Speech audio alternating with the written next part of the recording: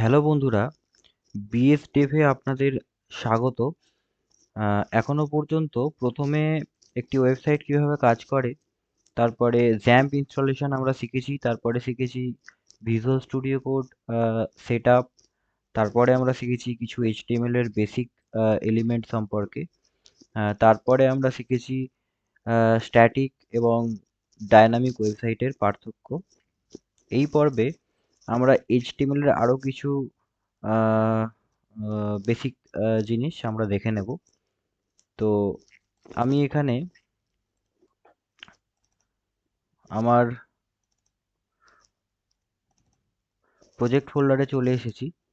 এই প্রজেক্ট ফোল্ডারটি আমার visual studio কোডের ওপেন করা আছে, আর ব্রাউজারে আমার এই ফাইলটি abcd.html ফাইলটা এইভাবে ওপেন করে নিয়েছি। তো দেখুন, আমি আগের যে কোডগুলো আছে সেগুলোকে আমি কমেন্ট করে দিলাম। এইভাবে কমেন্ট করা যায় এইচটিএমএল এ। তো প্রথমে আমরা শিখে নেব ব্লক এলিমেন্ট আর ইনলাইন এলিমেন্ট সম্পর্কে। তো ধরুন, আমি এখানে একটা কমেন্ট করছি ব্লক এলিমেন্ট।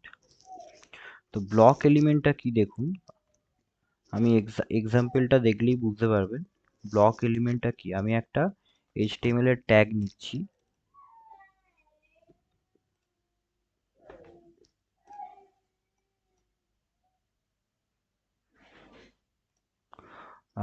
এক দুই তিন চার পাঁচ। দেখুন এটি আহ,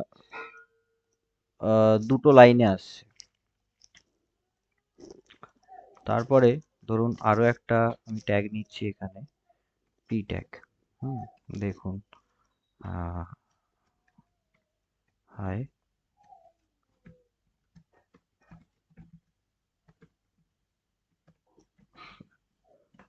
বাসুদেব সামন্ত।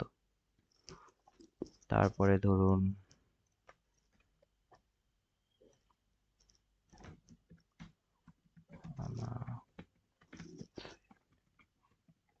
দেখুন পরপর দুটো লাইনে আসছে, দেখতে পাচ্ছেন। আমি যদি ইন্সপেক্ট করি, দেখুন পি ট্যাগ পরপর দুটো লাইনে আসছে, ডিভ দেখুন দুটো লাইনে আসছে, যার জন্য এটাকে বলা হয় ব্লক এলিমেন্ট। এরপরে ধরুন আমি একটা এক্সাম্পল দেখাচ্ছি। আচ্ছা, এইগুলো ডিলিটই করে দিই, রাখার দরকার নেই। এখানে ধরুন স্প্যান, হুম স্প্যান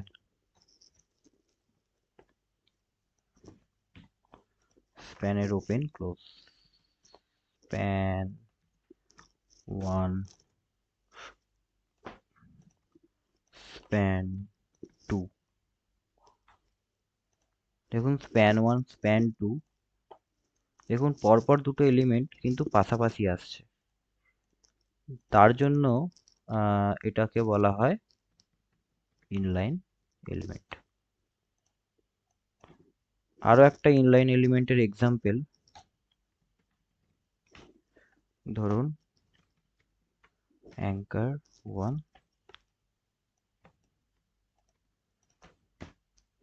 এখানে একটা ব্রেক দিচ্ছি আমি, যাতে পরের লাইনে আসে। দেখুন অ্যাঙ্কার 1 আর অ্যাঙ্কার 2।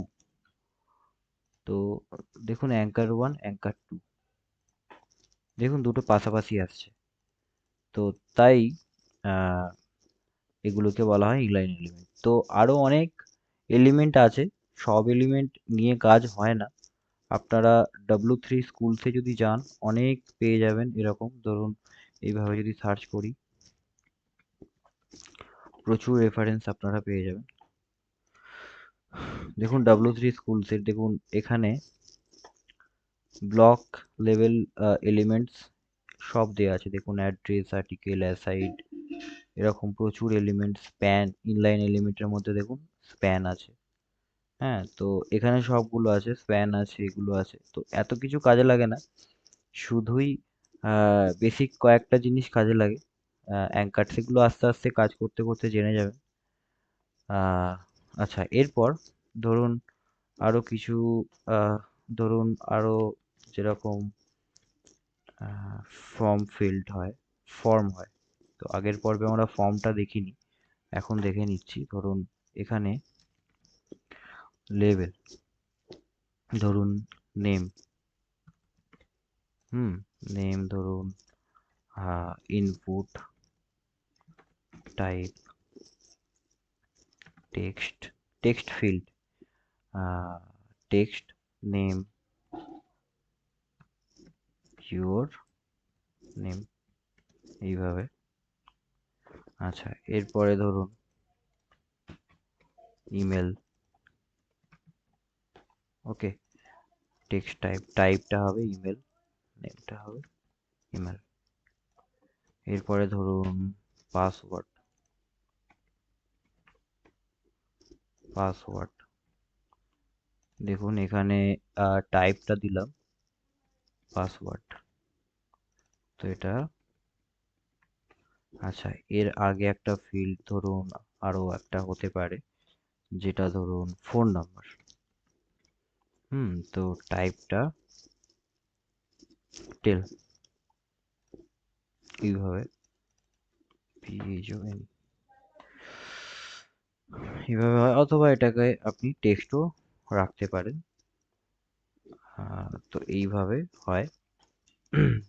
আহ, যদি ফ্রন্ট এন্ডটা চেক করি, দেখুন এখানে name, email, password, phone, password, দেখুন পাসওয়ার্ডে আমি যদি কিছু টাইপ করি, দেখুন এইভাবে আসছে, তার জন্যই এটা পাসওয়ার্ড। কিন্তু এখানে যদি টাইপ করি, আহ, দেখুন এইভাবে আসছে, ইমেলে এইভাবে আসবে, আর নেম। তো এখানে একটা করে ব্রেক আমি অ্যাড করে দিচ্ছি, যাতে প্রত্যেকটা ফিল্ড পরপর নিচে নিচে আসে। আর এখানে একটা এইচআর ট্যাগ আমি অ্যাড করে দিচ্ছি। আচ্ছা, এরপর ফর্মটা সাবমিটের জন্য একটা বাটন লাগে। তার জন্য input type submit, name submit, value submit, এইভাবে। দেখুন এইভাবে এবার আমি যদি ফিল আপ করি, দেখুন এখানে যখন আমি টাইপ করছি, দেখুন এখানে একটা অ্যালার্ট দেখাচ্ছে যে please include an @ in the address, email address.